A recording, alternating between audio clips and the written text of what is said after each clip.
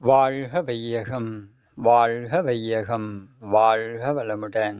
எல்லாம் வல்ல இறைவா, மெய்ப்பொருளே, சுத்த வெளியே, சூழ்ந்தெழுத்தும் பேரியக்க பேராதார பேருந்து ஆற்றலே, பேரறிவே, அன்னைக்கு வணக்கம், தந்தைக்கு வணக்கம், அருளாய் நிறைந்துள்ள ஆசான் அருள் தந்தை வேதாத்திரி மகரிஷி அவர்களுக்கு வணக்கம். அன்பு குரல் யூடியூப் சேனல் அன்பர்கள் அனைவருக்கும் இனிய வணக்கத்தையும் வாழ்த்தினையும் தெரிவித்துக் கொண்டு இன்றைய சிந்தனைக்கு ஆக்க துறையில் அறிவை செலுத்தி என்ற தலைப்பில் சிந்திக்கலாம். மகரிஷி நமக்கு இந்த மனவளக்கலை பயிற்சியை நம்மளுடைய உயிர் சார்ந்த நிலைகளில் நாம் நிறைய விஷயங்களை புரிஞ்சிக்க வேண்டியது இருக்குது. நிறைய விஷயங்களை அனுபவமாக்கி கொள்ள வேண்டியது இருக்குது. நிறைய விஷயங்களில் நம்மை இணைத்து கொள்ள வேண்டியதாக இருக்கிறது. அப்படிங்கிறதுக்காக தான் மனவளக்கலையை கொடுத்துருக்காங்க. ஆக்கத்துறை அப்படின்னா என்னது? ஆக்கத்துறையில் அறிவை செலுத்தி. ஆக்கத்துறை அப்படிங்கிறது ஒரு துறை அப்படின்னு ஒன்று உருவாக்கணும் அப்படின்னா அது என்றைக்குமே நலிவடையக்கூடாது. அந்த துறை நாளுக்கு நாள் முன்னேற்றம் அடைந்து கொண்டே இருக்க வேண்டும். நாளுக்கு நாள் வளர்ச்சி அடையும். அதுதான் ஆக்கத்துறை. அப்படி ஆக்கத்துறை அப்படிங்கிறது அறிவு சார்ந்த நிலையில், உயிர் சார்ந்த நிலையில் நம்மை இணைத்து கொள்ளும்போது அதுதான் ஆக்கத்துறை. அதை தான் நாம் ஆன்மீகம் அப்படிங்கிறோம். உண்மையான ஆன்மீகம், எல்லாருக்கும் பாரபட்சம் இல்லாத ஆன்மீகம், உயர்வு தாழ்வு இல்லாத ஆன்மீகம், விருப்பு வெறுப்பு இல்லாத ஆன்மீகம், இதுதான் ஆக்கத்துறை. அப்போ நம்மளுடைய ஆக்கத்துறையாகிய இந்த ஆன்மீகத்தில் அறிவை செலுத்தி ஊக்கமுடன் உழைக்க வேண்டும் அப்படின்னு மகரிஷி இந்த வார்த்தையை கொடுக்குறாங்க. இதிலிருந்து நமக்கு புரிஞ்சிக்க வேண்டிய விஷயம் நிறைய இருக்கு. ஆக்கத்துறையில் அறிவை செலுத்தி ஊக்கமுடன் உழைக்க வேண்டும் அப்படின்னா நாம் இன்னும் ஆக்கத்துறைக்குள்ளர ட்ராவல் ஆகலை அப்படிங்கிறது இதிலிருந்து புரியுது. ஆக்கத்துறையில் நாம் நம்மளை இணைத்து கொள்ள வேண்டும், அதுவும் ஊக்கமுடன். இந்த வார்த்தை ரொம்ப முக்கியமானது. ஆக்கத்துறையில் அறிவை செலுத்தி ஊக்கமுடன் உழைக்க வேண்டும் அப்படின்னா நமக்கு ஒரு ஆர்வம் இருக்கணும். அந்த ஆர்வத்தோட இந்த ஆக்கத்துறையில் நம்மை இணைத்து கொள்ள வேண்டும். அப்படி இணைத்து கொள்ளும்போது இது அறிவு சார்ந்த உயிர் சார்ந்த நிலைகளில் நமக்கு நாளுக்கு நாள் அனுபவங்கள் கிடைக்கும். இன்னையை விட நாளையது பெட்டராக, இன்றைய நாளைய அனுபவங்களை விட நாளை மறுநாள் இன்னும் பெட்டராக இருக்கும். இதுதான் ஆக்கத்துறை. ஆக்கத்துறை. இந்த ஆக்கத்துறையில் நாம் இங்கே மனவளக்கலைக்கு வந்ததுக்கு அப்புறம்தான் நம்முடைய பயணம், இந்த புரிதல் அப்படிங்கிறது அமைஞ்சிருக்கும். அதுக்கு முன்னாடி வரைக்கும் நாம் எப்படி வாழ்ந்துட்டு இருந்தோம்? வெறும் புலன் சார்ந்த அறிவு, வெறும் உடல் சார்ந்த அறிவு. அப்போ உடம்பை மட்டுமே, நம்மளுடைய புலன்களை மட்டுமே பேஸ் பண்ணி நம்மளுடைய தேவைகளை பூர்த்தி பண்ணி வாழ்ந்துட்டு இருந்தோம். அப்போ இது மட்டுமே இந்த மனித கருமையத்துக்கு, அறிவுக்கு, அதனுடைய உயிர் இயக்கத்துக்கு போதுமா அப்படின்னு கேட்டால் இது போதாது. இப்படி வெறும் உடல் வாழ்க்கை, உடல் சார்ந்த தேவைகளை பூர்த்தி செய்து கொண்டு வாழும் இந்த வாழ்க்கை என்பது உடல் வாழ்க்கை. இது மட்டுமே போதாது. அதுக்காக இதை உதாரணப்படுத்தி விடக்கூடாது, அலட்சியம் பண்ணிடவும் கூடாது. ஏன்னா இந்த உடம்பு இல்லைன்னா உயிரும் கிடையாது, மனமும் கிடையாது. அப்போ உடம்பை நாம் நல்ல முறையில் பராமரிக்கணும். அறிவு சார்ந்த நிலையில பராமரிக்கணும். நம்ம புலன் சார்ந்த அறிவு, அறிவு சார்ந்த அறிவுன்னு இருக்கு, உயிர் சார்ந்த அறிவுன்னு இருக்கு, மனம் சார்ந்த அறிவுன்னு இருக்கு, இயற்கை சார்ந்த அறிவுன்னு இருக்கு, இறை சார்ந்த அறிவு. அறிவு பலவாறாக இயங்குகிறது. அறிவுனா ஏதோ ஒன்னே ஒன்று மட்டும்தான் அறிவு அப்படின்னு நாம சின்னதா புரிஞ்சுக்க கூடாது. அறிவு பலவாறாக இயங்குகிறது. அறிவில்லாத இடம் கிடையாது, அறிவில்லாத இயக்கம் கிடையாது, அறிவில்லாத பொருள் கிடையாது. அனைத்து இயக்கமும் அறிவின்பால் இயக்கப்பட்டு கொண்டிருக்கிறது. அதே அறிவுதான் எல்லாத்தையும் பராமரிக்கிறது. அதே அறிவுதான் எல்லாவற்றையும் பாதுகாக்கிறது. உள்ளும் புறமும் இருந்து இயங்குவதெல்லாம் அந்த பேரறிவு. பேரறிவு. அப்போ இந்த அறிவை நாம் நல்ல முறையில் பயன்படுத்தணும். பயன்படுத்துறதெல்லாம் எப்படி பயன்படுத்துகிறோம் அப்படின்னா, இந்த சிற்றின்பங்களுக்கு பயன்படுத்துகிறோம். சிற்றின்பங்களுக்கே இந்த அறிவை பயன்படுத்தும் போது அதில் கிடைக்கக்கூடிய சின்ன சந்தோஷம், சின்ன மகிழ்ச்சி, சின்ன விருப்பங்கள், இதிலேயே நம்முடைய வாழ்நாள் ட்ராவல் ஆகிட்டே இருக்கு. இப்போ இதிலிருந்து நம்ம கொஞ்சம் மாற்றிக்கணும். புலன் சார்ந்த அறிவையும் கடந்து நாம் உயிர் சார்ந்த மனம் சார்ந்த அறிவு நிலையில் வாழ்கிறதுக்கு நம்மை இந்த ஆக்கத்துறையில் நினைவை செலுத்தி அறிவை செலுத்தி உயர வேண்டும். இப்போ ஊக்கமுடன் இந்த துறையில் நம்மளை இணைச்சிக்கணும் அப்படின்னா என்ன அர்த்தம்? அப்பப்போ இந்த ஊக்கத்துக்கு இடைஞ்சல் வரும்னு அர்த்தம். ஏன்னா ஊக்கத்துடன் நாம் இருக்கணும். ஒரு செயலை செய்கிறோம் அப்படின்னா ஒரு விளைவு வரும் இல்லையா? நம்ம இந்த செயலில் ஆக்கத்துறையில் நம்ம ஈடுபட்டுக்கிட்டே இருக்கோம் அப்படின்னா எப்போவுமே நம்ம நினச்சா மாதிரி இதனுடைய விளைவுங்கிறது வராது, இருக்காது. நாம் எதிர்பார்க்குற மாதிரி அது இருக்காது. கொஞ்சம் அப் அண்ட் டவுனில் தான் இருக்கும்.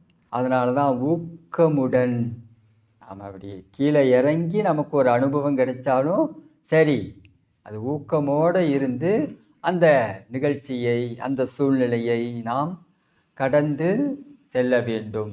இப்போ நம்மளுடைய இந்த ஆக்கத்துறைங்கிறது மிகவும் பிரம்மாண்டமானது. அப்போ அந்த அளவுக்கு நாமும் நம்முடைய மனதை விசாலமாக்கி கொள்ள வேண்டும். மன விரிவுன்னு ஒன்று வேணும். மன விரிவுன்னு ஒன்று அமைஞ்சாதான் இந்த ஆக்கத்துறை இன்னதுன்னு புரியும். அப்படி இல்லைன்னா அப்படின்னா நாம் பாருங்கள், நம்மளுடைய மனசை வச்சு தான் ஒவ்வொரு விஷயத்தையும் புரிஞ்சுக்கிறோம். பிரபஞ்ச நிகழ்ச்சிகள் அல்லது உடம்புக்குள்ளே நடக்கிற நிகழ்ச்சிகள், உடம்புக்கு வெளியில் நடக்கக்கூடிய நிகழ்ச்சிகள், இது எல்லாத்தையும் நாம் எதை வச்சு புரிஞ்சுக்கிறோம்? நம்முடைய மனதை வைத்து. அப்போ நம்முடைய மனதுக்கு என்ன குவாலிட்டியோ என்ன தன்மையோ அதுக்கு தகுந்த மாதிரி தான் அதை அது ஐடென்டிஃபிகேஷன் பண்ணும், இதுன்னு புரிஞ்சுக்கும். அப்போ முதல்ல மனதை என்ன பண்ணணும்? விரிவடைய செய்ய வேண்டும். பறந்து விரிந்த மனம், பறந்து விரிந்த இயக்கத்தோடு இருக்கக்கூடிய அறிவு, அந்த இடத்துக்கு நாம் நம்மளை கொண்டு போயிடும். அதனால தான் மகரிஷி இந்த துரியாதீத தவம் மன விரிவுக்காக தான். பஞ்சபூத நவகிரக தவம் மனசை விரிக்கிறது தான். இதெல்லாம் மனதை விரிக்கிறது தான். விரித்து அந்தந்த பொருட்களோடு நம் மனதை இணைத்து கொண்டு அதுவாகுதல், இது ரொம்ப முக்கியம். எந்த பொருளோடு நாம் இணைந்தாலும் நாம் அதுவாக வேண்டும். சூரியனோட இணைஞ்சா சூரியன் ஆயிடணும், சந்திரனோட இணைஞ்சா சந்திரன் ஆயிடும், காற்றோட காத்தா நிற்கணும், பூமியோட பூமியாக நிற்கணும், பேரியக்க மண்டலம்னா பேரியக்க மண்டலத்தோடு நாம் நிற்கணும், அதுவாக வேண்டும். பேரியக்க மண்டலத்தை தாண்டி சுத்த வெளிக்கு போனால் சுத்த வெளியாக வேண்டும். அதுவானால் அதுவே சொல்லும். அப்போ அது சொல்ல மாட்டேங்குது அப்படின்னா என்ன அர்த்தம்? நாம் அதுவாகலைன்னு அர்த்தம். விஷயம் அவ்வளோதான். அது சொல்ல மாட்டேங்குது அப்படின்னா நாம் அதுவாகவில்லை. நாமளாவே இருக்கோம், அது அதுவாகவே இருக்கு. தவம் மட்டும் நடைந்து முடிந்து விட்டது. அமைதி அமைதி அமைதி இப்படியே போயிட்டு. இப்போ நாம் அதுவாகிறதுக்கு தான் இந்த ஆக்கத்துறையில் அறிவை செலுத்த வேண்டும் அப்படிங்கிறாங்க. அப்போ நம்மளுடைய மனம், நம்மளுடைய உயிர், நம்மளுடைய உடல் இது அருள் சார்ந்த நிலைகளில் இயங்க வேண்டும். அப்படி இயங்கும்போது தான் நாம் அங்கே போனால் அதுவாக முடியும். அப்படி இல்லைன்னா அது அதுவாக இருக்கும், நாமளாக இருப்போம். அங்கு பெருசாக இந்த கலப்பு, இந்த மிங்கிளாக முடியாது, அதோடு இணைந்து அதுவாக முடியாது. அப்போ இந்த அருளை எப்படி சேர்க்கிறது? அருளை சேர்ப்பதற்கான வழிமுறைகள் என்ன அப்படின்னா, அதுதான் நம்மளுடைய மனவளக்கலை பயிற்சி. நமக்கு கிடைச்சிருக்கிற இடம், ஸ்பேஸுங்கிறது ஒன்று தான். இந்த ஸ்பேஸை நம்மளால் எக்ஸ்பேண்ட் பண்ண முடியுமான்னு கேட்டால் அது முடியாது.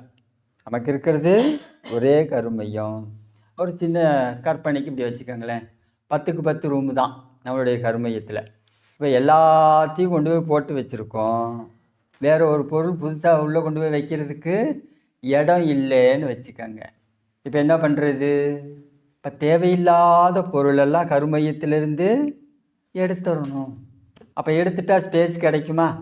நாம் நான் அருளை கொண்டு வந்து சேர்க்குறேன், எனக்கு கொஞ்சோண்டு இப்போ சாதாரணமாக நம்ம யோசிக்கிறோம் இல்லையா, பக்கத்து லேண்டு ஃப்ரீயாக தான் இருக்குது, அந்த லேண்டையும் வாங்கிக்குவோம், இந்த பக்கம் லேண்டு ஃப்ரீயாக இருக்குது, இதையும் வாங்கிக்கலாம் அப்படிங்கிற மாதிரி நம்முடைய கருமையத்தில் லேண்டை வாங்கி போடுற வேலையெல்லாம் நடக்கவே நடக்காது.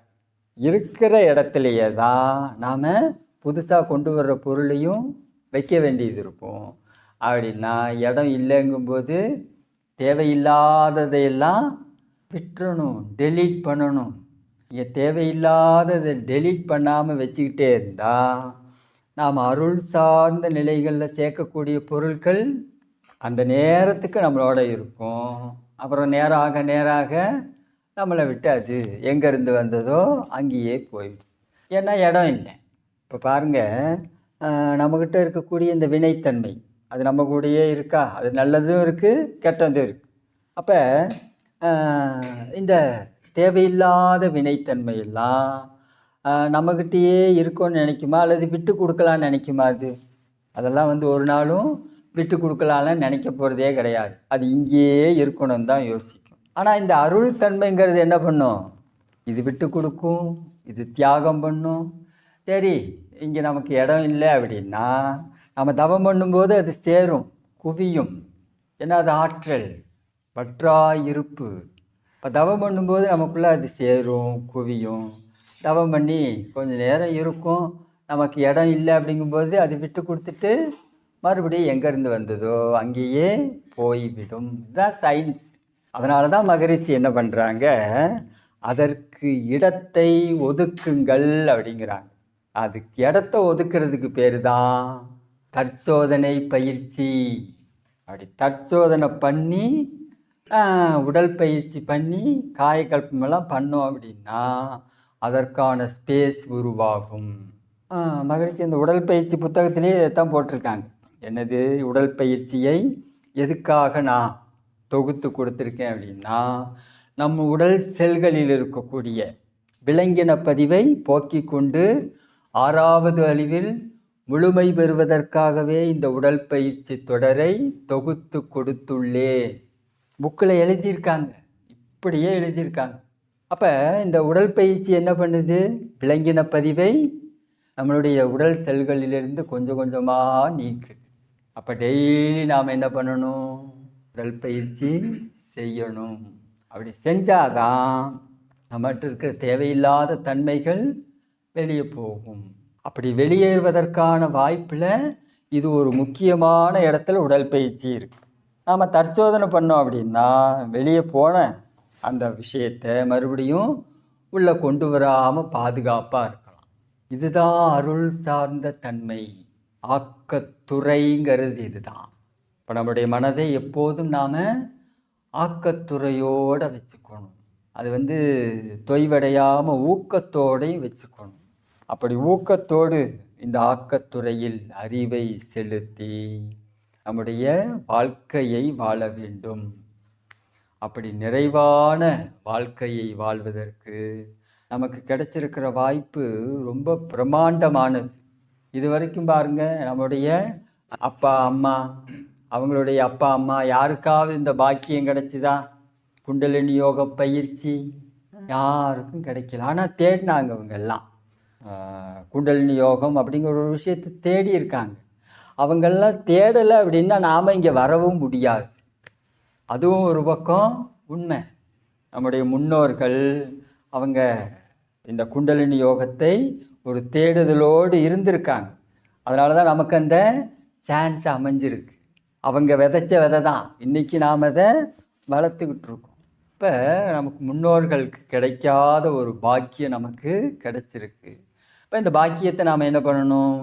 நல்லபடியாக பயன்படுத்திக்கணும். இப்போ நமக்கு ஆதி காலங்களில் இருந்த மாதிரி சிரமங்கள்லாம் எதுவுமே கிடையாது. நாம் போய் புதுசாக இந்த குண்டலினி சக்தியை ரேஸ் பண்ணுறதுக்கு டெக்னிக்கல்லாம் கண்டுபிடிக்கணுமா?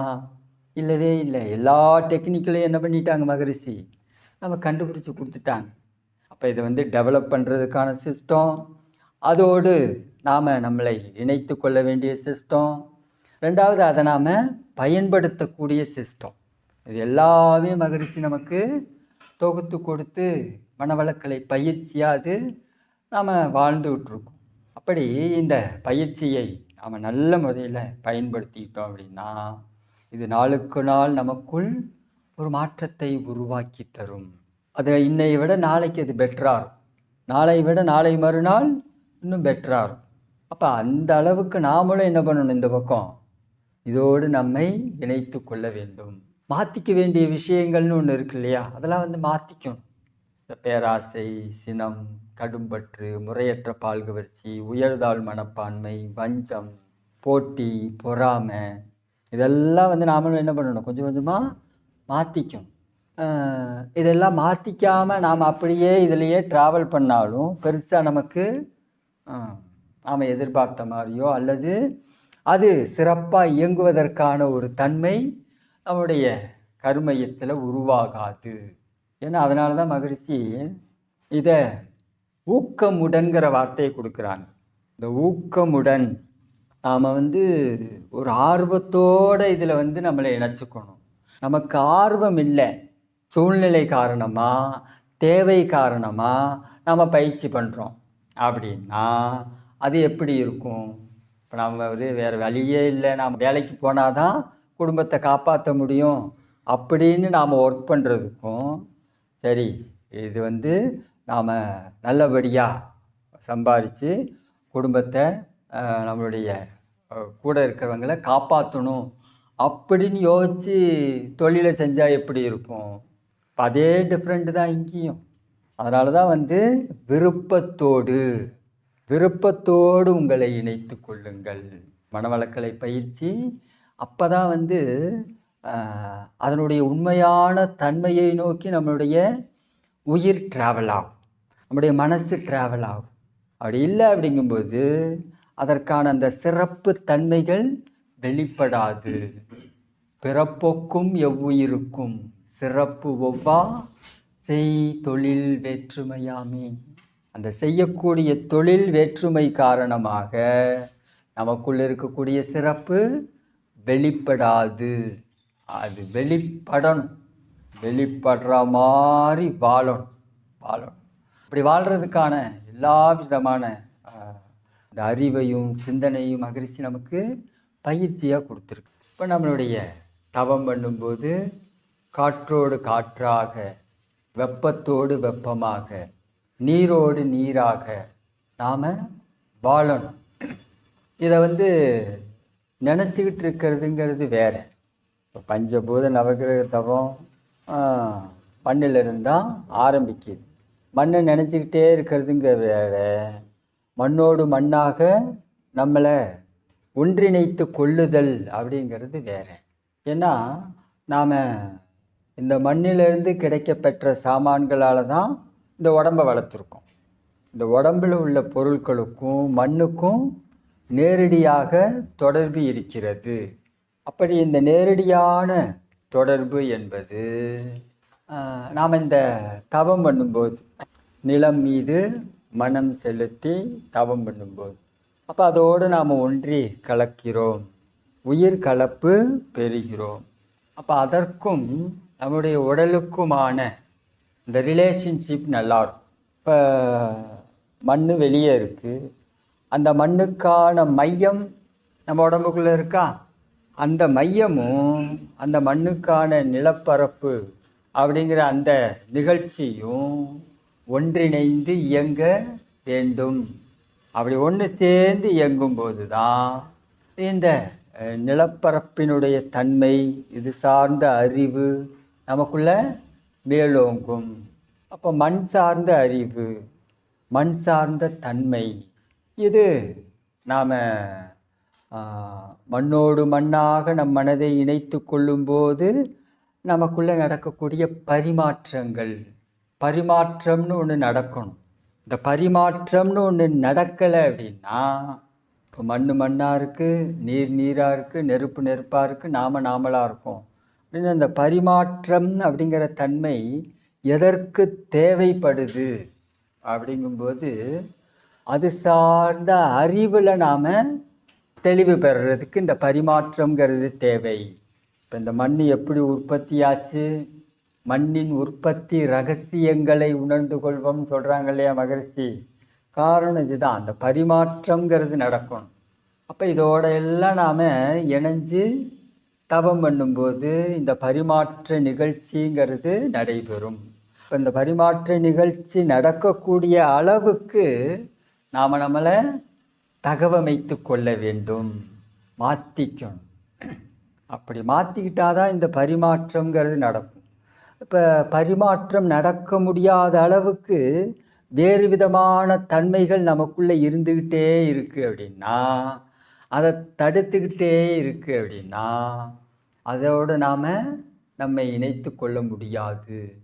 அதனுடைய உற்பத்தி ரகசியத்தை நம்மால் அனுபவமாக்கி கொள்ள முடியாது. மகரிஷி இதெல்லாம் கொடுத்தது காரணமே இதுதான். அந்த உற்பத்தி ரகசியத்தை அனுபவமாக்கிக்கணும். அப்படிங்கும்போது நாம் அங்கே வாழ வேண்டும். மண்ணோடு மண்ணாக வாழணும், நீரோடு நீராக வாழணும், நெருப்போடு நெருப்பாக வாழணும். அப்படி வாழ்ந்து வான்காந்தத்தோடு வான்காந்தமாக வாழும்போது தான் இந்த பரிமாற்ற நிகழ்ச்சி, இந்த இறைநிலையினுடைய தன்மாற்ற ரகசியங்கள், நிகழ்ச்சிகள், இது நமக்கு அனுபவமாக கிடைக்கும். அது எதிர்ப்பதம் அப்படிங்கிற ஒரு விஷயம் நமக்குள்ளே இருக்கிற வரைக்கும் இந்த அனுபவ பரிமாற்றங்கிறது நடக்காது. ஸோ சிம்பிள், அவ்வளோதான் விஷயம், வேறு ஒன்றும் இல்லை. அப்போ இதுக்கு நாம் கற்பனை பண்ணக்கூடாது, நம்மகிட்ட கற்பனைகளை விட்டுறணும். கற்பனை சார்ந்த அறிவு, உண்மை சார்ந்த அறிவுன்னு இருக்கு இல்லையா. இப்போ கற்பனை சார்ந்த அறிவில் நாம் அதிகமாக வாழ்கிறோம். அதுக்கு தான் நாம் அதிகமாக நம்முடைய வாழ்நாளில் 24 மணி நேரத்தில் அல்லது 1 மணி நேரத்தில் கற்பனை சார்ந்தைக்கு நாம் அதிகமாக முக்கியத்துவம் கொடுக்குறோம். அறிவு சார்ந்த நிலைகளில் நம்மளுடைய வாழ்க்கை கொஞ்ச நேரம்தான் வாழ்கிறோம். அப்படின்னா நமக்கு இங்கே இந்த தவம், இந்த ஞான யோகம் அப்படிங்கிறது சித்தி ஆகிறதுல கால நீட்டிப்பு என்பது உருவாகி விடுகிறது. காரணம் இதுதான். நமக்கு இருக்கிற 24 மணி நேரத்தில் நம்ம ஒரு 10 மணி நேரம் தூங்கிடுறோன்னு வச்சுக்கோங்க. பாக்கி இந்த 14 மணி நேரம் என்ன பண்ணுறோம், எப்படி வாழ்கிறோங்கிறது ரொம்ப முக்கியம். இன்னும் சுருக்கிக்குவோமே, 1 மணி நேரம் நான் அறிவு சார்ந்து வாழ்கிறேனா அல்லது அறிவு சாராமல் வாழ்கிறேனா அப்படிங்கிறத கணக்கெடுத்து இந்த 1 மணி நேரத்தை 2 மணி நேரமாக 3 மணி நேரமாக தற்சோதனை பண்ணணும். தற்சோதனை பண்ணி நாம் நாளுக்கு நாள் என்ன பண்ணணும், இது முதல்ல மாற்றணும். இப்போ கற்பனைகள் நிறைய நமக்குள்ளே ட்ராவல் ஆக நாம் அதுக்குள்ளே ட்ராவலாக, நம்மளோட அது ட்ராவலாக இந்த உண்மை பொருளை உணர்வது என்பது கொஞ்சம் காலதாமதம் ஆகுது, காலதாமதம் ஏற்படுகிறது. இந்த காலதாமதத்தை தான் நாம் தொய்வடைஞ்சிருக்கோம். இவ்வளோ நாளாக பயிற்சி பண்ணிகிட்ருக்கேன், எனக்கு ஒரு மாற்றமுமே வரவில்லை. இந்த சிந்தனை வர்றதுக்கு இதுதான் காரணம். மாற்ற வேண்டிய சிஸ்டத்தை முதல்ல மாற்றணும் இல்லையா? அதை மாற்றாம எனக்கு இன்னும் அனுபவம் கிடைக்கலன்னா என்ன பண்ணுறது? நாம் அனுபவம் பெறுறதுக்கு தான் இந்த பிறவிக்கே வந்திருக்கோம். ஆனால் அந்த சிறப்பு செயல் என்பது இல்லை. அவ்வளோதான் வித்தியாசம். பிறப்புக்கும் எவ்வுயிருக்கும் சிறப்பு ஒவ்வா செய் தொழில் வேற்றுமையாமே. அந்த சிறப்பு செயல்கள் நமக்கு தேவைப்படுது. இப்போ அந்த சிறப்பு செயல்களில் நம்மை நாம் இணைத்து கொள்ள வேண்டும். அது இது பியூராக இருக்கணும். ஏன்னா இந்த பிரபஞ்சத்தை உருவாக்கியது ஒரு சுத்தமான பொருள், அது ஒரு முழுமையான அறிவு. அப்போ நாம் இந்த கற்பனைகளை வச்சுக்கிட்டு அந்த பொருளை, அந்த சுத்தமான நிகழ்ச்சியை புரிஞ்சுக்கிறதுங்கிறது சிரமம். நம்முடைய கற்பனைகள் கொஞ்சம் கொஞ்சமாக என்ன பண்ணணும்? மாறும். நம்முடைய கற்பனைகளை நாம் கொஞ்சம் கொஞ்சமாக தியாகம் பண்ணணும். இதுதான் தியாகம் பண்ணணும். நம்முடைய கற்பனையை நாம் தியாகம் பண்ணாமல் இந்த உண்மை பொருளை அனுபவமாக்கி கொள்வது கொஞ்சம் காலதாமதம், சிரமம், சிக்கல், தடை இதெல்லாம் இருக்கும். சரி, கற்பனை என்ன நாம் பண்ணுறோம் அப்படின்னா, நம்மளுடைய கருமையத்துக்கு பொருந்தாத நிலைகளில் நாம் சிந்திக்கும்போது அது நம்முடைய கற்பனையாக மாறுது. இயற்கைக்கு பொருத்தமில்லாமல் நாம் சிந்திக்கும்போது அது கற்பனையாக மாறுது. இப்போ நம்முடைய சிந்தனைகள் இயற்கை சார்ந்து இருக்கணும், அறிவு சார்ந்து இருக்கணும். அப்போ இந்த அறிவு சாராத நிலையில், இயற்கைக்கு பொருந்தாத நிலைகளில் நாம் நம்முடைய எண்ணம், சொல், செயல் இவைகளை பயன்படுத்தும் போது நாம் அந்த உண்மை சார்ந்த நிலைகளில் நிற்க முடியறதில்லை. அதை அனுபவமாக்கிக்கிறதுல நமக்கு சில குழப்பங்கள் ஏற்பட்டுருக்கு. இதை தான் மாயை, மயக்கம்னு சொல்கிறாங்க. இப்போ இந்த மாயைக்குள்ளேயும் இந்த மயக்கத்துக்குள்ளேயும் நாம் இருந்து நம்மளை விடுவிச்சுக்கணும். இந்த மாயை, இந்த கற்பனை இது நம்ம கூட எந்த அளவுக்கு இருக்கோ அந்த அளவுக்கு இயற்கையினுடைய உண்மைகளை அனுபவமாக்கிக்கிறதுல நமக்கு கொஞ்சம் தடைகள் ஏற்படும். அதனால தான் மகரிஷி ஒவ்வொன்றத்தையும் ஆராய்ச்சி பண்ணி ஸ்டெப் பை ஸ்டெப்பாக நமக்கு உருவாக்கி கொடுத்துருக்காங்க. நம்முடைய வாழ்க்கையில் தெரிஞ்சோ தெரியாமலோ, நேரடியாகவோ மறைமுகமாகவோ நிறைய கற்பனைகளை திணிச்சிட்டாங்க. நிறைய கற்பனைகளை திணிச்சிட்டாங்க. இறைவனை பற்றிய கற்பனைகள் நிறைய திணிச்சு வச்சுருக்கோம். நம்ம வாழ்க்கையை எப்படி வாழணுங்கிறத பற்றிய கற்பனைகள் நிறைய இருக்குது. இப்போ இது எல்லாத்துலேயும் இருந்து நம்முடைய உயிரை, நம்முடைய கருமையத்தை கொஞ்சம் அப்படி தெளிவுபடுத்துறதுக்கு நாம் நம்மளை ஆழமாக ஆர்வத்தோடு இதில் இணைச்சிக்கணும். நம்முடைய பயிற்சியை நாம் ஆர்வத்தோடு ஆழமாக செய்யும்போது தான் இந்த கற்பனை சார்ந்த அறிவுத்தன்மை, புலன்கள் சார்ந்த அறிவுத்தன்மை கொஞ்சம் கொஞ்சமாக மாறும். அப்படி அதை மாற்ற ஆட்டோமேட்டிக்காக நல்ல தன்மைகள், அறிவு சார்ந்த உயிர், அறிவு சார்ந்த உடல், இயக்கம் இதெல்லாம் நமக்கு அனுபவமாக பதிவுகளாக கிடைக்கும். ஸோ அப்படி இந்த பதிவுகளை வச்சுக்கிட்டு மேலும் மேலும் நம்மளை தற்சோதனையில் ஈடுபடுத்திக்கும்போது நமக்கு இந்த மகரிஷி கொடுத்த சிந்தனைக்கு எடுத்துக்கணும். அப்பப்போ வாய்ப்பை உருவாக்கி கொண்டு மகரிஷி சொன்ன விஷயங்களை எல்லாம் படித்து பார்க்கணும், சிந்திக்கணும். எவ்வளவோ விஷயங்கள் எழுத்து வடிவத்தில் இருக்குது. எவ்வளவோ விஷயங்களை நமக்கு பேசி மகரிஷி ரெக்கார்டெலாம் கொடுத்துருக்காங்க. இது எல்லாத்தையும் நாம் திருப்பி கேட்க தான் நமக்கு அதுக்கும் நமக்குமான ஒரு புரிதல்ங்கிறது உண்டாகும். இப்போ நம்ம ஒரு விஷயத்தை திரும்ப செய்யும்போது அந்த நிகழ்ச்சிக்கும் நமக்குள்ளாக இருக்கக்கூடிய நிகழ்ச்சிக்கும் ஒரு பொருத்தமான உணர்வு வரும். அந்த பொருத்தமான உணர்வில் வாழணுங்கிறது தான் மனித வாழ்க்கை. நாம் பொருந்தா உணர்வுன்னு அப்பப்போ போய் சிக்கிக்கிறோம் இல்லையா? இந்த பொருந்தா உணர்வுகள் இந்த பொருந்தா உணர்வில் நாம் கொஞ்சம் உணர்ச்சி வசப்பட்டோம்னா போய் சிக்கியிருப்போம். சூழ்நிலைகள் மாறிச்சு அப்படின்னா அந்த பொருந்தா உணர்வு நமக்குள்ளார டெவலப் ஆகும். அப்போ இதெல்லாம் நாம் கொஞ்சம் இந்த அயரா விழிப்பு நிலையோடு இருந்தோம் அப்படின்னா இது இந்த பொருந்தா உணர்வு அப்படி கிளம்பும் போதே என்ன பண்ணிடலாம், அதை புரிஞ்சுக்கிட்டு அதில் சிக்காமல் வாழலாம். அப்படி இல்லைன்னா மனசு போய் சிக்கிறோம். மனசு போய் சிக்கிச்சுன்னா அடுத்து உடம்பு போய் அதனால் பாதிக்கப்படும். உடம்பு மனசும் பாதிக்கப்பட்டுச்சுன்னா ஆட்டோமேட்டிக்காக உயிரினுடைய தன்மை மாறிடும். அப்புறம் ஆட்டோமேட்டிக்காக ஜீவகாந்தம் செதறும். இப்போ இதிலெல்லாம் நாம் கொஞ்சம் எவ்வளோ கவனமாக இருக்கணும். அதனால தான் மகிழ்ச்சி இந்த வார்த்தையை பயன்படுத்துகிறாங்க, அயரா விழிப்பு நிலை. முதல்ல விழிப்பு நிலையோடு வாழணும்னு நமக்கு அறிமுகப்படுத்துவாங்க.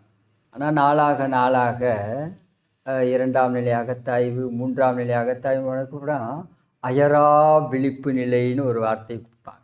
இப்போ நம்ம ஆரம்பத்தில் விழிப்பு நிலையோடு இருக்கணும், அதுக்கப்புறம் அயரா விழிப்பு நிலையோடு இருக்கணும். எப்போவுமே நம்மளுடைய மனசை நம்ம மழுங்கடிக்க செய்யாமல் அந்த ஷார்ப்னஸோடு இயங்கக்கூடிய தன்மையில் இருக்கும். அப்படி அந்த இடத்துக்கு நாம் போனோம்னா தான் இந்த இயற்கை பற்றிய உண்மைகளை புரிஞ்சுக்க முடியும். அது வரைக்கும் நாம் செய்ய வேண்டிய வேலையெல்லாம் என்னென்னா களை எடுக்கிறது தான். தேவையில்லாத இதெல்லாம் சேர்ந்து மனசில் முளைச்சிருக்கு இல்லையா, நம்ம கருமையத்தில் முளைச்சிருக்கு. அது எல்லாத்தையும் க்ளீன் பண்ணுற வேலை தான். இந்த க்ளீன் பண்ணுற வேலைக்கு நம்மளை ஆர்வத்தோடு இணைச்சிக்கணும். அதில் ஏன்னா இப்போ நம்ம கருமையத்தில் இருக்கக்கூடிய இந்த களைகள் எடுக்கிறதுக்கு நம்மளை விட்டால் வேறு யாரும் கிடையாது. வேறு யாராவது ஒரு 10 பேரை கூப்பிட்டு க்ளீன் பண்ணுங்க அப்படின்னு சொல்லிட்டு நம்ம உட்காந்து வேடிக்கை பார்க்க முடியுமான்னா அதெல்லாம் முடியாது. நம்ம கருமையத்தில் இருக்கக்கூடிய இந்த களைகளை நாமே தான் எடுத்தாகும். சில களையை என்ன பண்ணோம் அப்படின்னா இந்த பக்கம் அப்படி கட் பண்ணிட்டு போயிருப்போம், பின்னாடி பார்த்தா மறுபடியும் முளைச்சி நிற்கும். என்னடா இப்போ தானே கட் பண்ணி விட்டேன் மறுபடியும் முளைச்சிருக்கு. அது அப்படி தான் இப்படியெல்லாம் விளையாடும். சரி இன்னும் ஒரு 2 மணி நேரம் நல்லா கட் பண்ணி விட்டு மறுபடியும் போய் உட்காந்து தூங்கி எந்திரிப்போன்னு பார்த்தா சில சமயத்தில் அது முளைக்காமல் இருக்கும், சில சமயத்தில் மறுபடியும் முளைச்சிடும். நம்முடைய கருமையத்தினுடைய தன்மைகளை நாம் களை எடுக்கும்போது சில சமயங்களில் இந்த பேராசை அப்படியே கொஞ்சம் கொஞ்சமாக களை எடுத்துகிட்டு போய் இருந்திருப்போம். பார்த்தா 4 அடிக்கு வளர்ந்துருப்போம். நம்ம களை எடுக்கும்போது 2 அடி தான் வளர்ந்துருந்துருக்கும். பார்த்தா திருப்பி வளரும்போது 4 அடிக்கு வளர்ந்துருக்கும். இந்த கடும்பற்று, சினம் இதெல்லாம் அப்படியே கொஞ்சம் கொஞ்சமாக களை எடுக்கும்போது சினம் ஒவ்வொரு சமயம் இப்படி கூட பண்ணும். களை எடுத்துகிட்டு வரும்போதே அந்த இடத்துல முளைக்க ஆரம்பிச்சிடும். இப்படி திரும்பிட்டு இப்படி திரும்பணும் அப்படின்னா 6 அடிக்கு முளைச்சி நிற்கும். உள்ளே போட்டு அமுக்கலான்னு பார்த்தா முளைக்காத, ஏய் முளைக்காத அப்படின்னா நம்மளையும் சேர்த்துக்கிட்டு மேலே தூக்கிட்டு போயிடும். 6 அடிக்கு 10 அடிக்கு சினம் முளைச்சி நிற்கும். இப்போ இதெல்லாம் அவன் நடத்தும் நாடகத்தில் இதுவும் ஒன்று. இதெல்லாம் நாம் விழிப்பு நிலையோடு இருந்து இந்த மாதிரியான சூழ்நிலைகளை நாம் கொஞ்சம் கவனமாக கையாள வேண்டும். மயக்க உணர்ச்சிக்கு இடம் கொடுத்துடக்கூடாது. அப்படி இல்லாமல் அயரா விழிப்பு நிலையோடு இருந்து இன்னதைத்தான் நாம் செய்கிறோம் அப்படிங்கிற தெளிவோடு செய்யணும். ஆக்கத்துறையில் அறிவை செலுத்தி ஊக்கமுடன் நாம் அயராது உழைக்க வேண்டும். இப்போ இந்த விஷயமெல்லாம் நம்ம கருமையத்தில் நம்முடைய மனசில் நடக்கும். இதுக்கெல்லாம் நாம் என்ன பண்ணிடக்கூடாது, சோர்ந்து போய்விட கூடாது.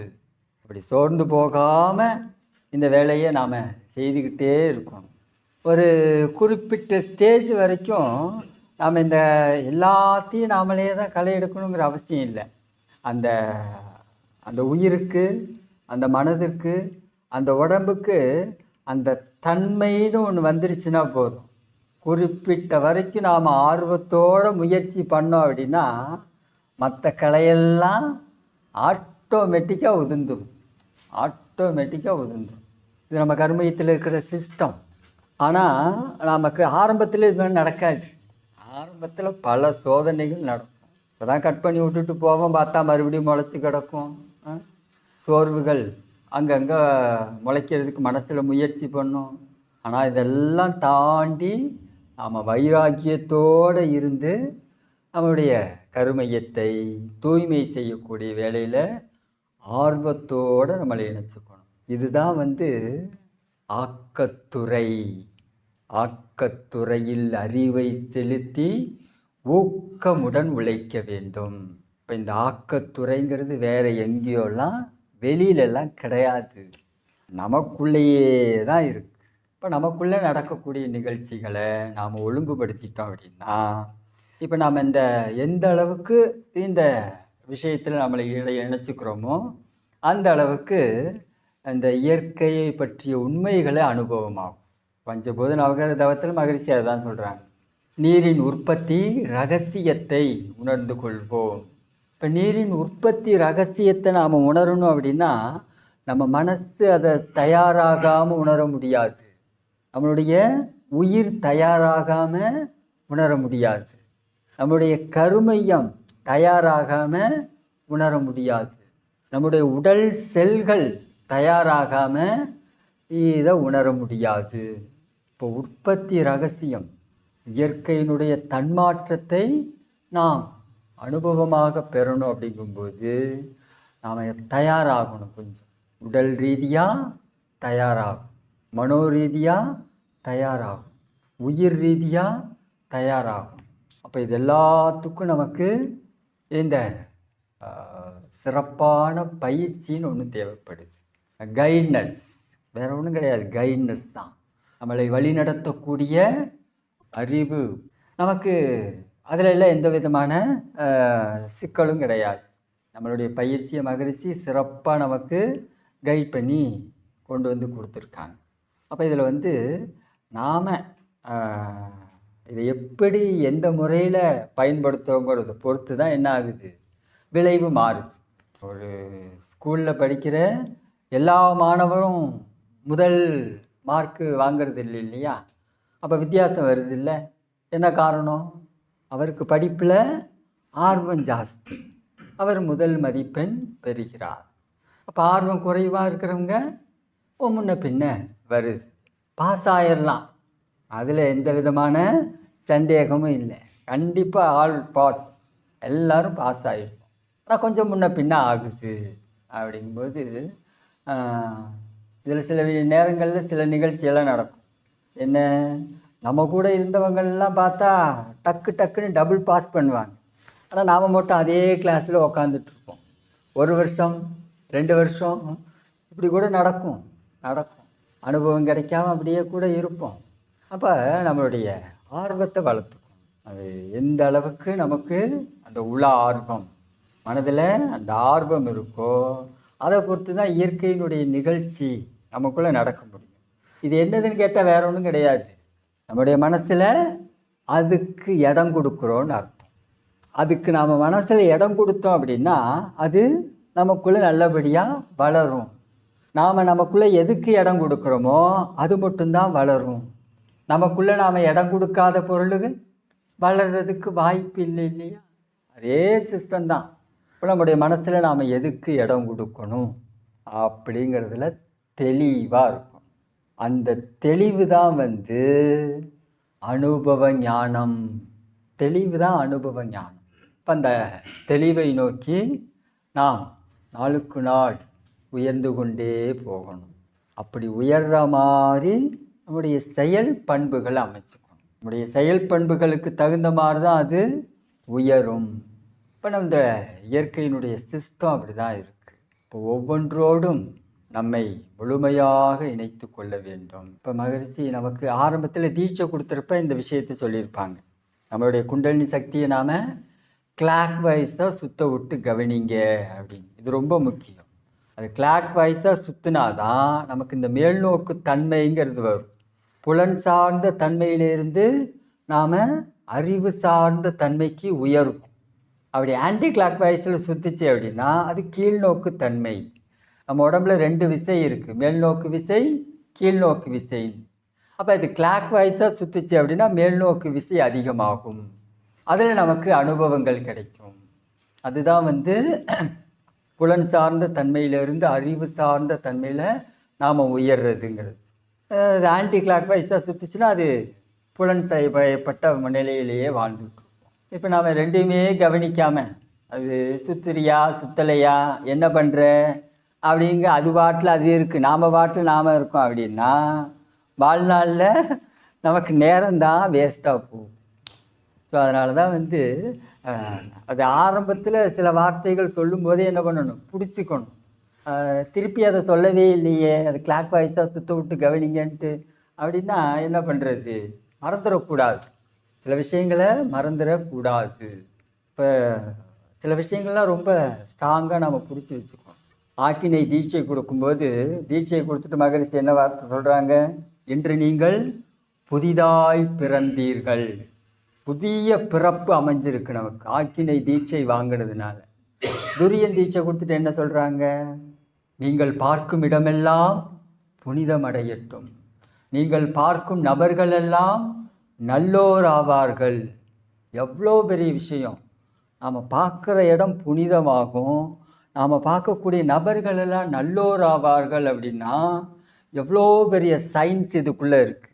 அப்போ வெளியில் நடக்கக்கூடிய நிகழ்ச்சியிலேயே இவ்வளோ பெரிய விஷயம்னா நம்ம உடம்புக்குள்ளே எவ்வளோ பெரிய சயின்ஸ் இருக்கும் இதுக்குள்ளே.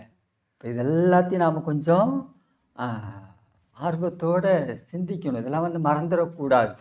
அப்புறம் துரியாதீதத்தில் கொண்டு போய் விட்டுட்டு சுத்த வெளியில் இந்த நிலையை எய்துவதற்காகவே நீங்கள் பிறப்பெடுத்தீர்கள், இந்த நிலை உங்களுக்கு அமைந்து விட்டது அப்படிங்கிறாங்க. இந்த நிலையை எய்துவதற்காகவே நாம் பிறந்தோம், இந்நிலை கிட்டிவிட்டது, சுத்த வெளியில் தவம். அங்கே கொண்டு போய் விட்டு இந்த வார்த்தையை சொல்கிறாங்க அப்படின்னா நாம் அதற்கான விஷயங்களை நம்முடைய கர்மயத்தில் என்ன பண்ணணும், சில விஷயங்களை சேகரித்துக்கணும், சில விஷயங்களை டெலீட் பண்ணணும். அப்படி இந்த நிகழ்ச்சியில் நாம் நம்மளை இணைச்சிட்டோம்னா நம்மளோட தங்க வேண்டியது தங்கும், நம்மோடு தலைக்க வேண்டியது தலைக்கும்.